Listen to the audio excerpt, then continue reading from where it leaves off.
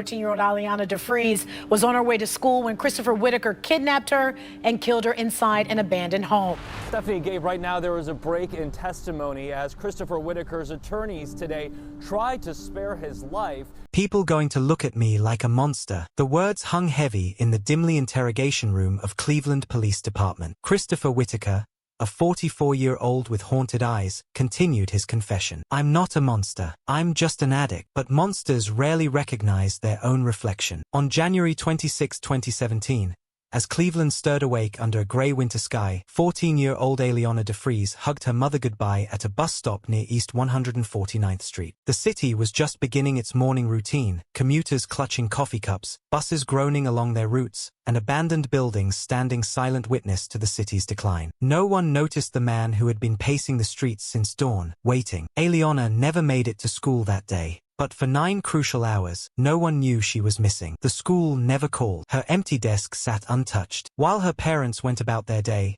believing their daughter was safe in class, Alianna was being led down Fuller Avenue toward one of Cleveland's 5,000 abandoned homes, buildings that had long since surrendered to decay and darkness. 3 days later, when police finally pushed open the door of 9412 Fuller Avenue, they would discover just how deeply that darkness ran. The scene inside would not only change a family forever but would expose a broken system that had failed on multiple levels, a city's struggle with abandoned properties, a school's fatal oversight, and the devastating consequences of letting a predator roam free. This is the story of Alianna DeFreeze, a purple-loving, doll-playing teenager who should have been safe on her way to school. It's a story about a city's dark corners, a family's worst nightmare, and a killer who blamed drugs for his depravity. But most importantly, it's a story about change, the kind that only comes after tragedy forces us to confront our failures. Welcome to Cleveland, 2017. A city of abandoned dreams, where one morning bus ride would expose the cracks in a system that should have protected its most vulnerable. This is the last bus stop. Cleveland, Ohio, a city that once pulsed with the rhythms of American industry and progress. In the early 1900s, it stood proudly as America's 6th largest city, its skyline growing taller with each passing decade. The streets hummed with the promise of prosperity as automotive giants like Peerless, Chandler, and Winton made their home here. Between the 1930s and 1950s, the population swelled past 1 million, a testament to the American dream made real in steel and concrete. But by 2017, that dream had long since crumbled. Walk down any street in Cleveland's outer neighborhoods, and you'd find the ghostly remains of that golden age. Where factory workers once rushed to morning shifts, abandoned homes now stood like rotting teeth in the city's smile. More than 5,000 vacant properties dotted the urban landscape, each one a potential crime scene waiting to happen. These weren't just empty buildings, they were monuments to decay, their boarded windows and sagging porches telling stories of economic collapse and urban flight. The decline had been brutal and systematic. When the manufacturing industry restructured in the 1960s, it pulled jobs away like a receding tide. The great industrial machine that had built Cleveland began to rust. Housing discrimination and redlining carved up neighborhoods like surgical incisions, leaving some areas to bleed out slowly. Violence followed poverty like a shadow, and by 2010, Cleveland's population had shrunk to just 1/3 of its peak. This was the Cleveland that Alianna DeFreeze knew, a city struggling to hold onto its dignity while fighting battles on multiple fronts. In some neighborhoods, these abandoned homes clustered together like dark archipelagos. Local residents would hurry past them, especially after dark. They knew what happened in these modern ruins: drug deals, assaults, or worse. Police reports painted a grim picture. These weren't just eyesores. They were predators' lairs. For city officials, the problem seemed insurmountable. Every boarded-up window was a reminder of failed policies and limited resources. The city had managed to reduce the number of abandoned properties from 12,000 to around 5,000 by 2017, but for residents living next door to these hollow structures, even one was too many. Each vacant house was a potential crime scene, a place where screams could be swallowed by empty rooms and darkness could hide unspeakable acts. This was the backdrop against which our story unfolds, a once proud city where abandoned dreams created perfect hiding places for nightmares. And on that January morning in 2017, one of these neglected properties would become more than just another statistic in Cleveland's struggle. It would become the scene of a tragedy that would force an entire city to confront its demons, both architectural and human. In this landscape of urban decay, 14-year-old Alianna DeFreeze was about to board a bus, unaware that one of Cleveland's countless abandoned homes was waiting to claim its most innocent victim yet. Born on June 12, 2002, in Detroit, Alianna DeFreeze entered the world as summer was painting the Great Lakes region in vibrant colors. Her parents, Dunshaw Cooper and Damon DeFreeze, were young and hopeful, dreaming of better opportunities for their newborn daughter. While Alianna was still an infant, they made the decision to cross Lake Erie's waters to Cleveland, believing the move would forge a brighter future for their family. Though her parents' relationship didn't endure, their dedication to their daughter never wavered. Living primarily with her mother, Alianna's world was carefully crafted by two parents who, despite their separation, remained united in their love for her. Damon, her father, never became a weekend warrior or distant figure. Instead, he wove himself into the fabric of her daily life, driving her to school, planning weekend adventures, and serving as the moral compass every young girl needs. Alianna bloomed into what her mother fondly called a girly girl. Purple wasn't just her favorite color, it was her signature. Even as she entered her teenage years, she held on to a pure-hearted joy that made her special. Baby dolls still lined her shelves, treasured companions that spoke to her gentle nature. Around the house, she was her mother's eager helper, approaching household chores with the same enthusiasm she brought to everything else in life. But life wasn't without its challenges. At East Prep and Village Prep Woodland Hills, teachers noticed that Alianna sometimes struggled with her schoolwork. The school suspected a disability, but this revelation never dimmed Alianna's spirit. If anything, it made her work harder. She attended early morning tutoring sessions, determined to keep pace with her classmates. Her disability wasn't a wall, it was simply another part of who she was. The arrival of a younger half-brother added new colors to Alianna's world. She embraced her role as big sister with characteristic warmth, her natural nurturing instincts shining through. Family members would later recall how she doted on him, how her face would light up when he entered the room. Her parents' protective instincts ran deep, perhaps deeper because of her learning challenges. For 14 years, they had carefully orchestrated her movements, ensuring their daughter's safety in a city they knew could be unforgiving. The decision to let her take the bus alone was not made lightly, but the bus stop's location, right in front of a police station, seemed to promise safety. The school's assurance that they would call if she ever failed to arrive provided an additional security blanket. By January 2017, Alianna had settled into a comfortable routine. Each morning, she would don her school uniform, tan pants and a white shirt, and set off for her early tutoring session. She was responsible, reliable, and trusted. Her mother would later say that Alianna never gave them any reason to worry. At 14, Alianna DeFreeze stood on the cusp of something greater. She was that rare teenager who retained her childhood wonder while beginning to glimpse her adult potential. No one could have known that the careful scaffolding of protection built around her was about to encounter a threat that no one had anticipated. In the end, what made Alianna special, her trusting nature, her innocent heart, her determination to succeed, would also make her vulnerable to a predator who had been hiding in plain sight, waiting in the shadows of Cleveland's abandoned landscape. January 26, 2017, began like any other winter morning in Cleveland. The sky was still ink-dark, the air crisp with winter's bite, as Dunshaw Cooper helped her daughter prepare for school. It was 6:30 a.m., and Alianna had an early tutoring session at 7 a.m., a testament to her determination to overcome her academic challenges. The morning routine was familiar, almost ritualistic. Alianna pulled on her school uniform, tan pants and a crisp white shirt, while her mother checked her backpack one last time. Purple folders, neatly organized notebooks, and carefully completed homework were all in place. There was nothing to suggest this morning would be different from the hundreds that had come before. At 6:45 a.m., mother and daughter walked together to the bus stop on East 149th Street, just north of Kinsman Avenue. The police station loomed nearby, its presence a silent guardian that had always provided comfort to Dunshaw. Steam rose from their breath in the cold morning air as they waited for the bus. When it arrived, Dunshaw watched her daughter board, just as she had done countless times before. She waited until the bus pulled away, its taillights disappearing into the grey morning, carrying her daughter toward what should have been just another school day. The bus's surveillance camera would later reveal Alianna's journey to her transfer point at East 93rd and Kinsman Avenue. She sat quietly, perhaps reviewing her tutoring materials or simply watching the city wake up outside the window. The footage shows her departing the bus at her usual stop, crossing the street with the careful attention her parents had instilled in her. But what happened next would haunt Cleveland for years to come. Meanwhile,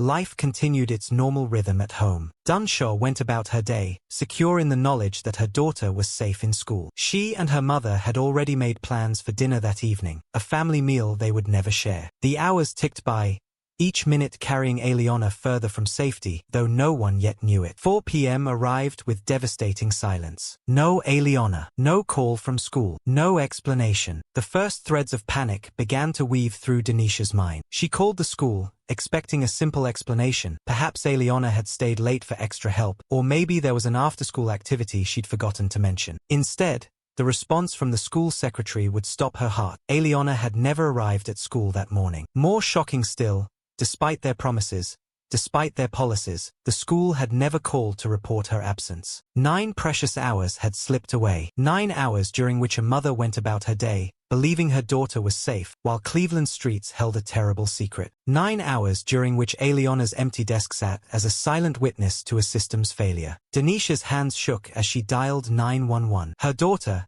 her 14-year-old baby girl, had been missing for an entire day and no one had noticed. As police began their investigation, they would discover something even more chilling. Surveillance footage from various businesses would show that Alianna's journey that morning had been interrupted by someone who had been watching, waiting, and planning. The clock was ticking, but time had already run out. The call to Cleveland police sparked an immediate citywide search. The winter sun was already setting, casting long shadows across the city's streets as officers began piecing together Alianna's last known movements. Time was critical.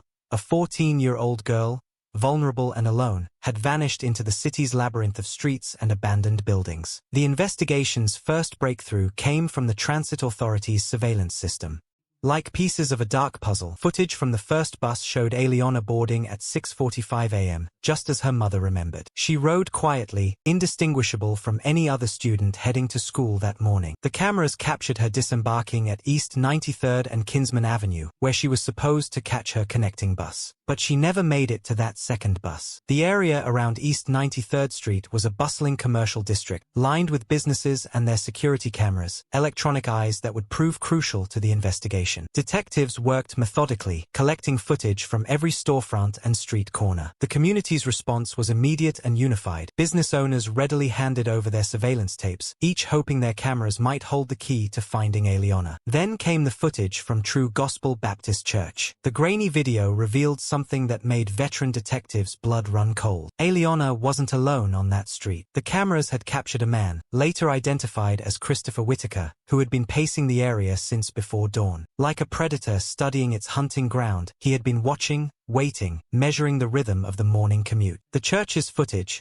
though partially obscured, showed the first interaction. Whitaker approached Alianna, engaging her in conversation. Her body language spoke volumes. She took a step back, attempting to distance herself from this stranger. But Whitaker wasn't deterred. The next frame showed him placing his hand on her shoulder, a gesture that might have appeared paternal to passing observers. An eyewitness would later come forward, describing how they saw the pair walking together. They seemed comfortable, the witness would tell police, like they knew each other. This false sense of normalcy, a man and young girl walking together in broad daylight, had masked the horror unfolding in plain sight. The witness, haunted by what they saw, would only realize its significance after seeing the news the next day. The surveillance trail led investigators down Fuller Avenue, a street marked by vacant lots and abandoned homes. Here, the electronic breadcrumbs ended. The last image of Alianna alive showed her being led down this street, away from the safety of the main road, away from witnesses, away from hope. As detectives retraced these steps, they found themselves in a neighborhood that embodied Cleveland's decline. Fuller Avenue was lined with homes in various stages of abandonment, some boarded up, others simply left to rot. Each empty structure represented a potential crime scene, a place where someone could disappear without a trace. The investigation took on new urgency. Door-to-door canvassing began, with officers questioning residents about anything unusual they might have seen that morning. But many houses stood empty, their windows blind to what had transpired on their street. For those homes without occupants, police would need search warrants to look inside, a process that would take precious time. Among these abandoned properties stood 9412 Fuller Avenue, a decaying structure owned by a contracting company. As officers approached, they noticed something different about this house, something that made their instincts scream. But without a warrant, they could only wait, knowing that behind those boarded windows, answers might be waiting. For 3 agonizing days, while search warrants were processed, Alianna's family held on to hope. But on January 29, 2017, when officers finally entered 9412 Fuller Avenue, that hope would be shattered forever. On January 29, 2017, as winter winds howled through Cleveland streets, 3 police officers approached 9412 Fuller Avenue. The search warrant, finally in hand, felt heavy with foreboding. The abandoned house loomed before them, its windows boarded, its structure decaying, one of thousands of similar properties that dotted Cleveland's landscape. But this one was different. This one held secrets. The rear door stood ajar, as if violently forced open at some point. The officers drew their flashlights. No electricity ran through the building's corroded wiring, and stepped inside. Immediately, a metallic smell hit them, one every experienced officer knows: blood. At their feet, a crimson trail began in what appeared to be the dining room. Like a macabre guide, it led them deeper into the house's dark interior, disappearing beneath a closed door. The officers exchanged glances, steeling themselves for what lay ahead. When they pushed the door open, their worst fears were confirmed. There, crumpled on the floor in a pool of her own blood, lay Alianna DeFreeze. She was wearing only socks. Her school uniform, the tan pants and white shirt she'd put on with such care just days before, lay discarded nearby, stained red. Her backpack, still packed for a school day that never came, sat in a corner, a cruel reminder of innocent intentions shattered by evil. The scene told a story of unimaginable horror. The medical examiner's findings would later reveal the brutal extent of Alianna's final hours. She had suffered severe trauma to both her head and body. 4 puncture wounds marked her cheeks, while a devastating piercing wound to her forehead had penetrated her skull. A deep laceration carved across her neck told of her killer's savage determination. Some details of the crime scene were too horrific to share publicly, too brutal to speak aloud. But what haunted investigators most was the evidence that Alianna hadn't died quickly. Some of her wounds showed initial signs of healing, a terrible indication that she had remained alive for hours after the initial attack, alone and suffering in the darkness of that abandoned house. The crime scene investigation revealed the instruments of torture: a handheld drill, a screwdriver, and a box cutter lay on the dining room table, their surfaces telling tales through DNA evidence. The precise alignment of Alianna's wounds matched these tools exactly, speaking to the methodical nature of her killer's cruelty. But perhaps the most damning evidence lay in the DNA samples recovered from Alianna's body. In a twist of dark irony, her killer's savage attack would provide the very evidence needed to identify him. The DNA would be run through law enforcement databases, where it would find a match.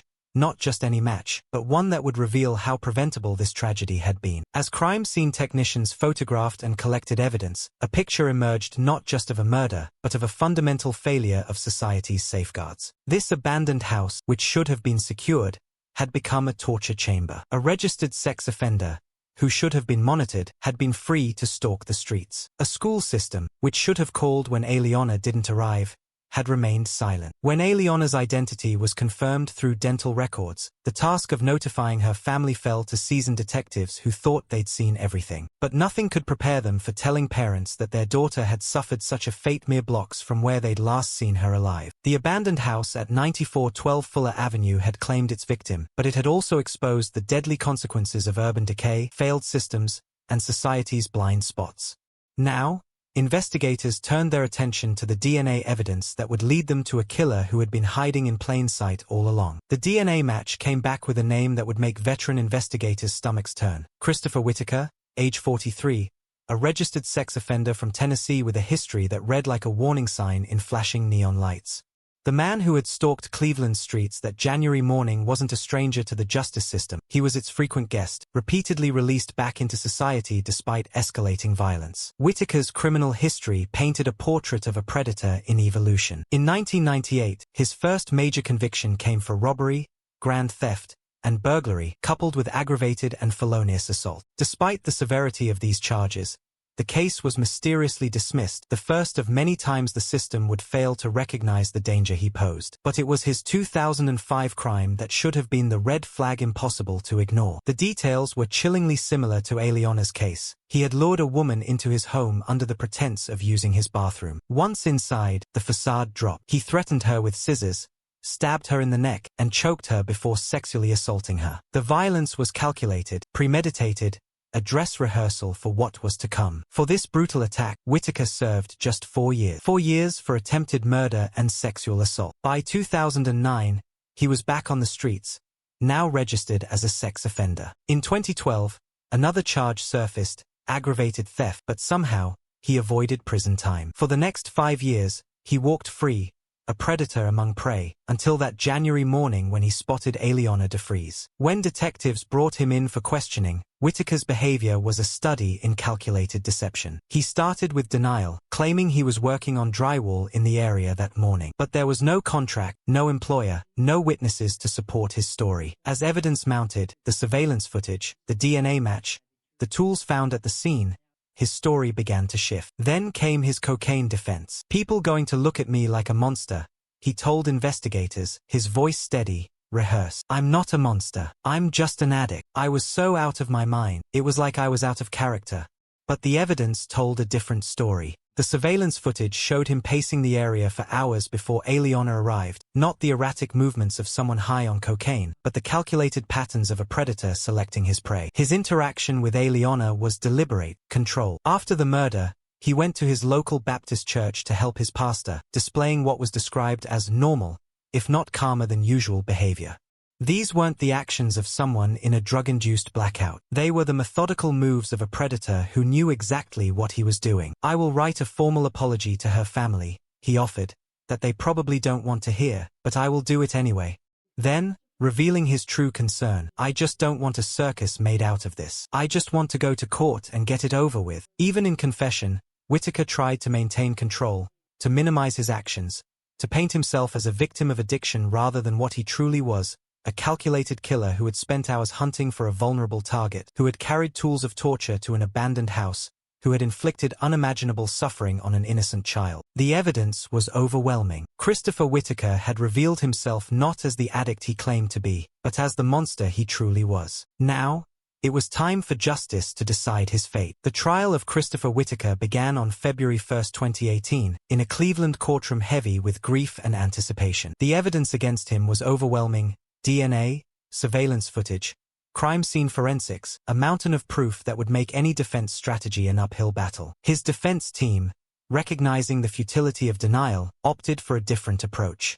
They acknowledged his crimes but clung to the addiction narrative, arguing that cocaine had rendered him unable to control his impulses or follow the law. It was a desperate strategy that would quickly unravel. Assistant Prosecutor Mahmoud Awadlua's response was devastating in its clarity. "The evidence does not point towards a drug-induced frenzy. It does not point towards a blackout. It points towards a man who knew exactly what he was doing." He methodically dismantled the addiction defense, pointing to Whitaker's calculated actions. Hours spent stalking the area before Alianna arrived. The precise placement of wounds. The collection of tools brought to the scene. His calm demeanor afterward at church. His methodical attempts to conceal evidence. The prosecution called witness after witness. The defense called none. The evidence spoke volumes in its silence. After just 2 days of trial, the verdict came. Christopher Whitaker was found guilty on all 10 counts, including kidnapping, rape, aggravated murder, and abuse of a corpse. But in Ohio, a guilty verdict was just the beginning. The death penalty phase would follow. His defense team made one final plea, arguing that his drug use and eventual confession should spare him from capital punishment. For 6 hours, the jury deliberated on his fate. When they returned, their decision was unanimous: death. The judge, agreeing with the jury's recommendation, sentenced Whitaker to death, along with an additional 48 years for his other crimes. It was a judgment that brought some relief to Alianna's family, though no sentence could fill the void she left behind. Alianna's mother, Dunshaw, addressed the court. "I appreciate the jury for their judgment and recommendation, but death is too good for him. I won't believe he has any remorse until he suffers like my daughter suffered. His apology means nothing to me." Her father's words were equally powerful. "When you get where you're going to get what you got coming before you get the gas or lethal injection. My baby didn't have a chance." Even Whitaker's 2005 assault victim came forward to support the death sentence, stating her belief that he would never stop if allowed to live. In 2022, Whitaker attempted to appeal his sentence. The Ohio Supreme Court rejected it outright. Today, He sits on death row at the Chillicothe Correctional Institution, awaiting his fate, while Alianna's family continues to seek meaning from their devastating loss. The verdict brought justice, but it also raised uncomfortable questions about a system that had repeatedly failed to protect society from a known predator. Whitaker's path to murdering Alianna was paved with lenient sentences, early releases, and missed opportunities for intervention. The death of Alianna DeFreeze became more than just another tragic headline. It became a catalyst for change, forcing Cleveland to confront its systemic failures and institute reforms that would protect future generations. The first wave of change came through the courts. Alianna's family filed a lawsuit targeting three entities: the school district for failing to notify them of her absence, the company that owned the abandoned property where she was killed, and the city of Cleveland for inadequate monitoring of vacant properties. The result was a landmark $1 million settlement, but more importantly, it forced accountability for institutional negligence. The most significant reform came in the form of new legislation. Governor John Kasich signed Alianna's Alert into law, a mandate requiring schools to call parents within 2 hours if a child fails to arrive at school without prior notice. The law, which went into effect in April 2019, closed a critical gap in school safety protocols. No longer could a child's absence go unreported for 9 crucial hours, as it had on that fatal January morning. For Dunshaw Cooper, Alianna's mother, the changes came too late to save her daughter but offered a path forward through devastating grief. In the aftermath of Alianna's death, she had stopped working, eating, and sleeping. The trauma threatened to consume her entirely. But from this darkness emerged a purpose: the creation of the Alianna DeFreeze Let's Make a Change Foundation. The foundation took aim at the very conditions that had enabled her daughter's murder. Its mission was threefold: addressing the crisis of abandoned homes in Cleveland, creating safe routes to school for children, combating domestic violence in family homes. The abandoned house at 9412 Fuller Avenue, the scene of unimaginable horror, became the first target for change.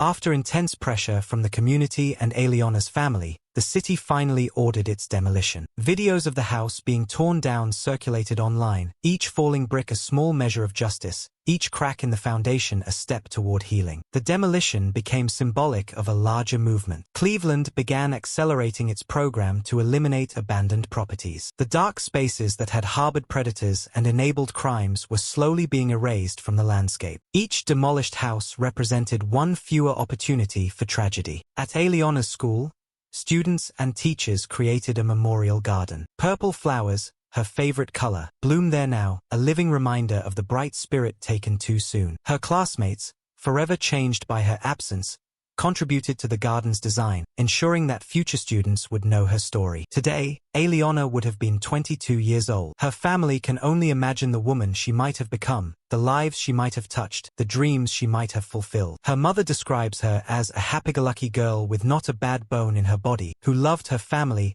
especially her little brother. Those who knew her have no doubt she would have continued spreading warmth and light to everyone around her. Instead, her legacy lives on through the changes her death inspired. Every time a parent receives a call about their child's absence, every time an abandoned house is demolished, every time a child arrives safely at school, these are small victories in Alianna's name. The dark walls that witnessed her final moments are gone now, replaced by empty space that will never again harbor evil. But the work continues. Cleveland's landscape is still dotted with abandoned properties, each one a reminder that vigilance cannot waver, that reform must persist. Today, Cleveland stands transformed by a tragedy that exposed the deadly intersection of institutional negligence, urban decay, and predatory evil. The ripples of Alianna DeFreeze murder continue to spread, touching lives and changing systems in ways that extend far beyond the city limits. The abandoned homes that once numbered over 12,000 are steadily disappearing from Cleveland's landscape. Each demolition represents not just the removal of a potential crime scene, but a community's commitment to never again allow such spaces to harbor darkness. Yet the work remains unfinished. While the numbers have decreased significantly, every remaining abandoned structure stands as a reminder of the vigilance required to prevent another tragedy. Christopher Whitaker's 2022 appeal attempt and its swift rejection by the Ohio Supreme Court served as another milestone in this ongoing story. His continued attempts to escape justice have only strengthened the resolve of those who fight to keep communities safe from predators. He remains on death row,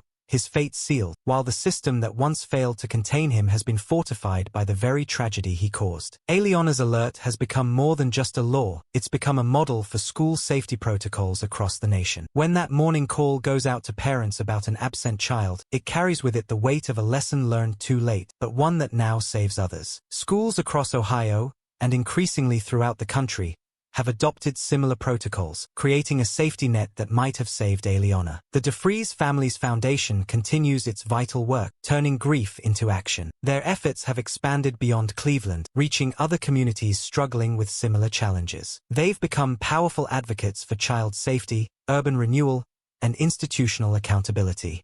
Their message is clear: no other family should have to endure what they've endured. Perhaps most poignantly, Alianna's story has become a cautionary tale about the dangers of civic negligence. The intersection of abandoned properties, insufficient school protocols, and inadequate monitoring of sex offenders created a perfect storm that claimed a young life. But from this tragedy emerged a new understanding of how communities must work together to protect their most vulnerable members. In Cleveland's neighborhoods, purple ribbons still flutter in the wind, reminders of a girl who loved that color, who played with dolls, who helped around the house, who never got to grow up. These ribbons speak not just of loss, but of promise, the promise of a community determined to do better, to be better, to protect better. As one resident put it, every time I see a vacant house being torn down, I think of Alianna. Every time I hear about a school calling a parent about their child's absence, I think of her. She's become our conscience, our reminder that we can't let this happen again. Alianna DeFreeze was 14 years old when she boarded that bus on a cold January morning. She carried with her the dreams and potential of any young person stepping into their future. While that future was brutally stolen, her story continues to shape the present and future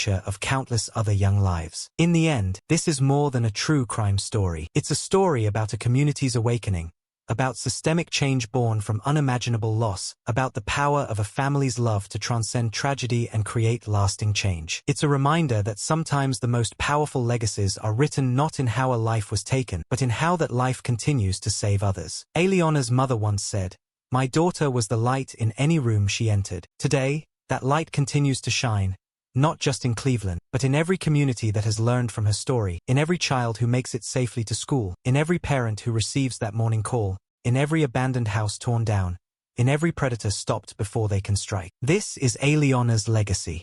This is her light, and it continues to burn.